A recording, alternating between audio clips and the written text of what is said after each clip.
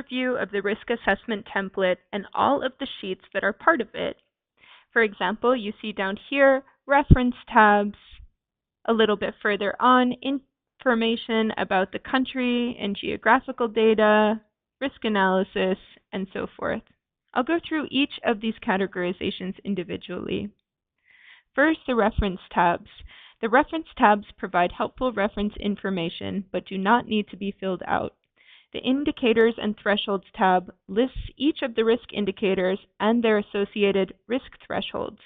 If applicable, the EUDR location is also noted. The Recommended Sources tab provides a table with suggested resources for finding information that's relevant to filling out the risk assessment. This is organized by keyword and by geographical area. Next, we have the Country Information background tabs.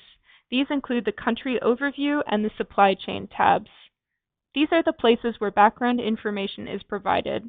There are sections for specifying the scope in terms of the geographical scale, source type, and also the scope of the risk assessment itself, as well as contextual information pertaining to the region, country, industry, etc.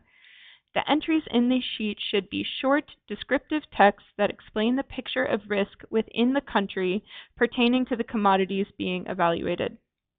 Next, we have the Country Information, Geographic Data, and Forest Types tabs.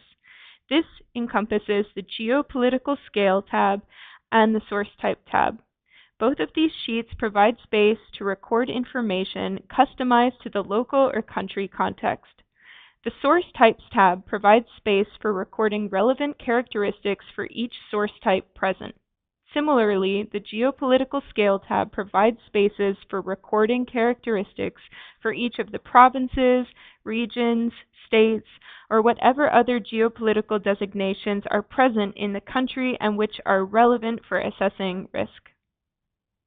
We also have 3 sheets, References, Experts, and Legislation, where you can supply the sources that inform the risk analysis and risk assessment that you're doing.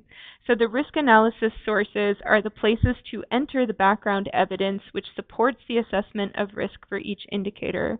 For example, this could include relevant publications, reports, academic articles, etc., as well as experts who were consulted and relevant legislation. All of the supporting information of these items are collected on these sheets. Finally, the assessment worksheets. The assessment of indicators and risk mitigation sheets are where each indicator is assessed according to geographical scale, source type, and risk threshold. Spaces for additional commentary, justification, and associated references, experts, or legislation are also provided, as well as space to mark any documents that are related to risk mitigation measures. This is the key area where risk thresholds will be identified and explanations of how non-negligible risks will be mitigated. Finally, the RM document sheet is for risk mitigation documents, and this is where all of the documents are listed which are relevant for the purposes of mitigating risks. All of the risks identified in the Risk Mitigation tab will be accompanied by documents which will be listed here along with their accompanying details.